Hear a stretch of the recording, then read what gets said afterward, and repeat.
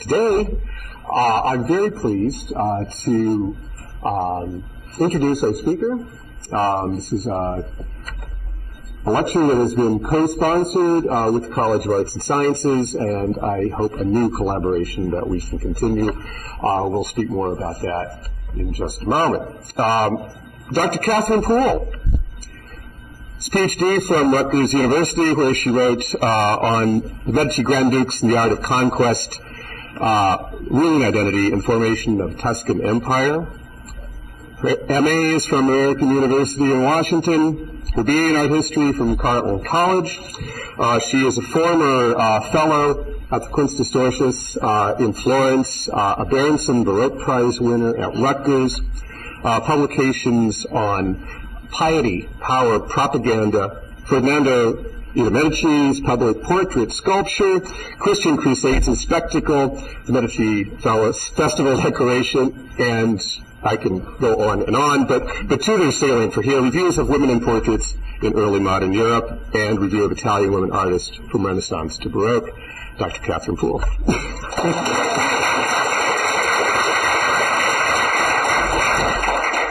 Well, thank you, Jeff, for that lovely introduction, and thank you very much for having me here today to speak.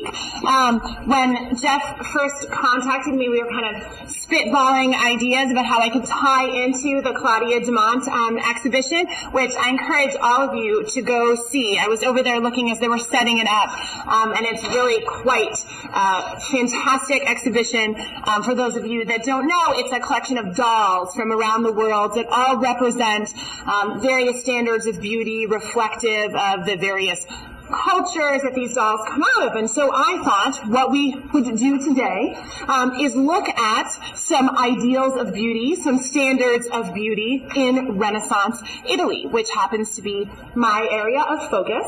And also, I'm very interested in issues of gender and women in art. In fact, that's one of my favorite classes to teach, and was the class that made me become an art history major in the first place. So the thing that I'm going to put out there right off the bat is that I like a lot of participation. I'm going to be asking you questions, and I expect answers. In fact, one of your professors indicated that some of you might know a little bit about female portraiture, so I'm expecting some brilliance right off the bat. Okay? So, to start off with, let's start with some very basics. And just, what is a portrait? At very base level, what is a portrait? Choose image of a person, right? Very basic, right? So portrait is an image of a person, right? And traditionally we think about portraits as not only being an image of a person, but maybe saying something about their personality, giving us some sense of them as an individual, right? And that's the function of portraiture in the Renaissance. There are sort of ways that we can kind of add to that. But again, at a very base level, it's to remember an individual, to remember them to posterity. But when we look at images of Renaissance women, that shifts a little bit, as you will see, that it ends up not being so much about the individual, about their personality, about their accomplishments. Right, certainly in the way that when we look at portraits of Renaissance men, we see that. And instead, you're going to see Renaissance images of women, female portraits, as being about their beauty, as being about ideal constructions of femininity as determined by Renaissance society. So, for example, most of the works that we're going to look at today, images of women that were for men, that were made by men. These are not necessarily women getting to decide what they want to look like and how they want to be seen. So again, just to kind of think about that. And for women, majority of portraits were commissioned in relation to marriages, either before they were married, to sort of show off like, hey, you looking for a bride? Let me show you what I've got, right?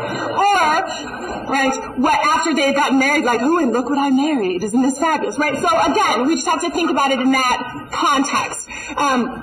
So again, just thinking about, and this is why I thought there was a nice tie-in to the Claudia Dumont exhibition, is this idea of sort of these standards of beauty that become reflections of the culture and of the time period. So we can kind of learn something about Renaissance Italy in that way. And we're going to start off looking at real women. Right? And then we're going to spend a little bit of time talking about ideal women. But again, let's think about, when we talk about beauty in our time, right, in the 21st century, right, what do we think of when we think of markers of beauty? What make women beautiful? Sin. Yeah, I think that probably is the one that immediately comes to mind. What else might make someone beautiful? Smart. Bonus points. Right, exactly. What else? Anything else we can think of?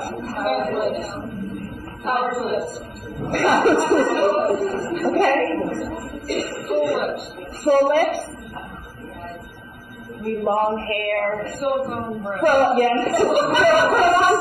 Blonde hair, right? And again, standards of beauty are going to change throughout the eras. If you think about it, like, okay, so Marilyn Monroe in the 50s and Farrah Fawcett in the 70s, for those of you that are old enough to remember, sort of iconic posters, or something like Angelina Jolie in the present day, right? So we've got these sort of standards of beauty. Well, where do these standards come from? How do we find out what the standards of beauty are? How are we told what is beautiful?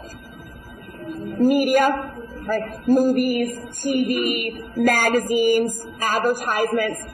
Well, in the Renaissance, right, a lot of these ideas about what a beautiful woman comes out of literature, comes out of poetry, right?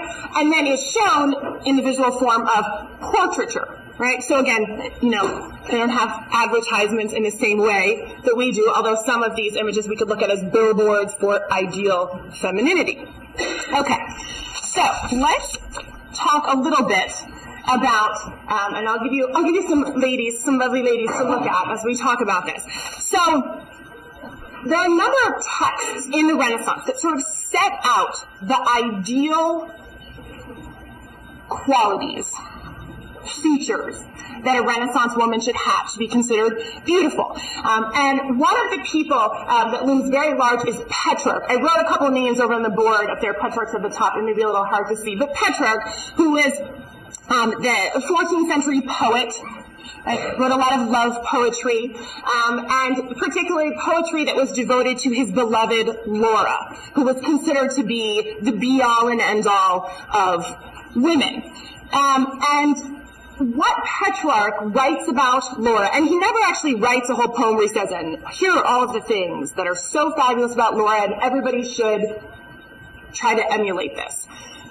But what happens is writers after him really codify all of these different qualities. They kind of pick through all of his poems and find them and kind of assemble them all together. Although to their great dismay, Petrarch seems to have totally ignored Laura's nose. So there's a lot of upset during the Renaissance, but they don't know what Petrarch would have thought was the ideal nose, right? So, again, to give you a sense, right, of what Petrarch